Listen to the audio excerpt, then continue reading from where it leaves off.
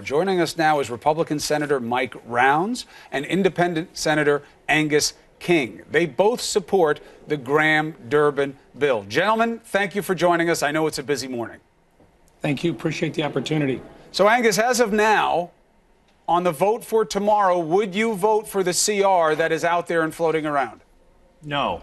You mentioned the DREAM Act, but my frustration goes a lot deeper, Chris. My issue, and I think Mike Rounds agrees with me, is I'm sick of voting for CRs. This is no way to govern.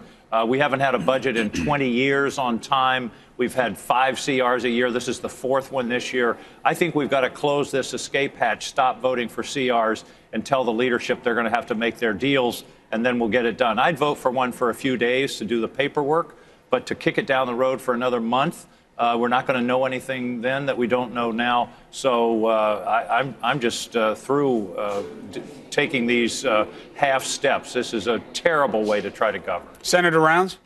I agree with Angus, and that's the reason why I'm opposing the CR in its current form as well. It's not because immigration isn't included. We both want to see a good immigration policy put together. And the proposal that Lindsay's been working hard on with Dick Durbin may not be perfect, but it's a step in the right direction, and it's a vehicle that we can use long-term to fix a lot of the stuff that's in the immigration world today. But for me, it's a matter of defense, and it's a matter of trying to make sure that in the future the message is, let's get our work done on time. It's been 44 years since we actually had a budget act that was workable. And in the last 44 years, in only 3 cases have we actually got this budget and the appropriations process done on time. That's a terrible message to send. If I was in South Dakota and we were doing this kind of stuff, they'd throw us out of the Capitol. Chris, I think one of the ways to look at this is these continuing resolutions, I call it a crappy resolution. It doesn't really, a CR, it doesn't really do anything. That's catchy, Senator. It's a slow motion shutdown. The damage it's doing to the military, for example, in terms of training, in terms of contracting, it costs the government more money, and it's 50 states, or I think I can only speak for the one I know best, Maine, but I think South Dakota, they don't do these continuing resolutions. They get their budgets done on time. The problem is the continuing resolution gives the Congress an out to avoid difficult decisions. They say, oh, well, things will be better in January or February or March, and it never happens. So what's the guarantee? It's very damaging. What's the guarantee that if men of goodwill like the two of you don't vote yes tomorrow, and we go into shutdown mode, and we know that there's incremental pain for every day that it stays that way, that you would get something done quickly enough to justify that pain and get us closer to fiscal efficiency? Senator Rounds. We've had 4 months with 4 separate continuing resolutions with the threat of a shutdown each time. It's not changing, and there's no stability. And if we continue on the current path, we'll be asked once again on February 16th for another continuing resolution that doesn't allow us to do the training, doesn't allow us to do the modernization, doesn't allow us to do the contracting necessary to upgrade our military forces. This is, if it was a one-time deal, I voted for the first one when leadership asked, when we were in October, and they said, look, we need time to work out the deal. All right. We see no changes. We see no deal being done. We got to call ahead to it. Chris, you got your countdown clock. There's 40 hours. 40 hours could, if people sat down around a table, could resolve almost all of these issues. If they came to us and said, okay, we've got a deal, here are the terms, we need 5 days in order to do the paperwork, I think both of us would go along with that. Absolutely. Look, we're not trying to shut things down. Nobody what we're trying to wants do that. is saying for 44 years we have not fixed this mess. It's been 3 years since I got here. It hasn't been fixed yet. I don't want to be a part of that. I want to be a part of a solution, not a part of an ongoing problem. No, understood. I mean, it is not easy for me to test you guys on the idea of, well, you should do it anyway because it doesn't matter if it's inefficient, at least it's something. I accept your position. I get what it is. The idea of immigration as a sticking point. Now, it isn't for you, gentlemen, because you're saying that's not why you would vote no on the CR. If I have it right, it's not because immigration or DACA isn't included in it, correct? Correct. Yeah, for me. Well, and I think it ought to be included in it. But as I say, I think the issue is deeper because a month from now or 6 months from now or a year from now, it'll be something else. The point is we got to fix this but Senator, terrible system. But this is easier to test because you do not have the same deadline. And look, I'm not being insensitive to the pain that's happening on a daily basis, the people who are having expiration of their work permits and the anxiety and the families that are being split up. I see it. We cover it. I understand it. But the deadline for that is March, right? It's an artificial deadline. The president said it. He could reset it if he wants to. But why does it have to be in the CR tomorrow? Help me understand that, Angus. Well, he started this clock running last September or August, I think, and here we are. I don't know what we're going to know in March that we don't know now. Why can't we resolve it? We have a heavily negotiated bipartisan deal with, I think we're now up to a dozen or more co-sponsors, both sides of the aisle.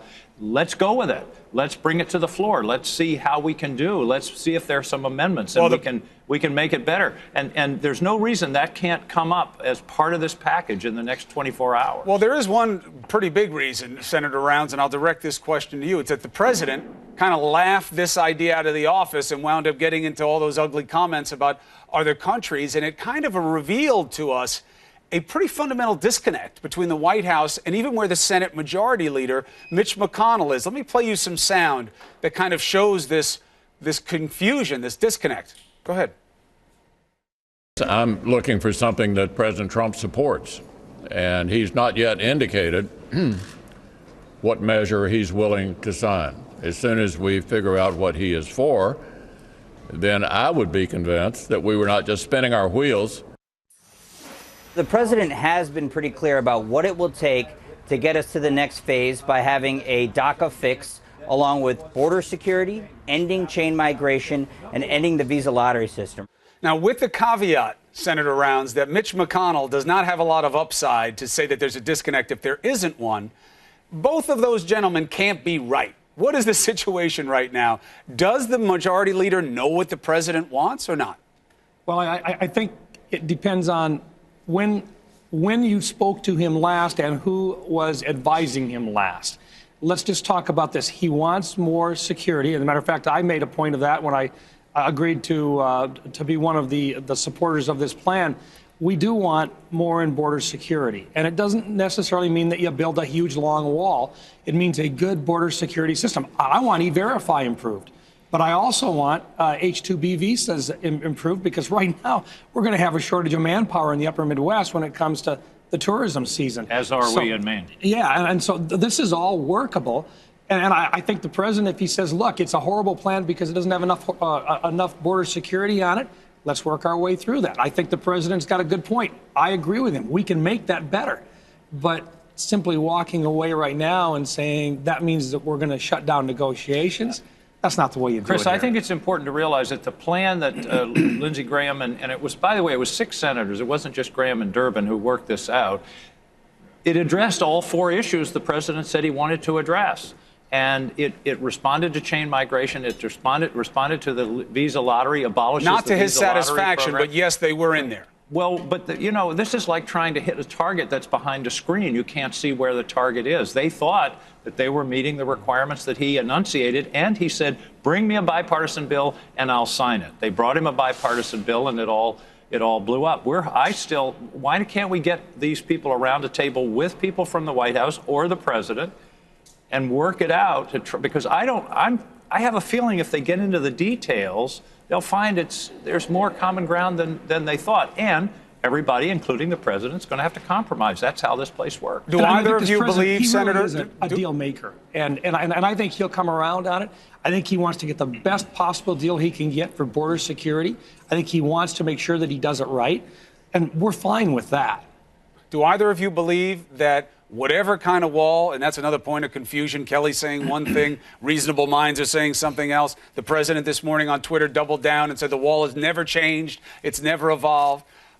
Do either of you think that Mexico is going to wind up paying for the wall? No. No. But not even listen, attempt to keep a straight face. Angus, you're usually better at keeping a straight face. Rounds is a bad influence on you, Angus. You usually use the mustache to kind of keep it a straight line smile. Let me suggest a term, Chris, that I think maybe we ought to go to: a wall system. Yeah.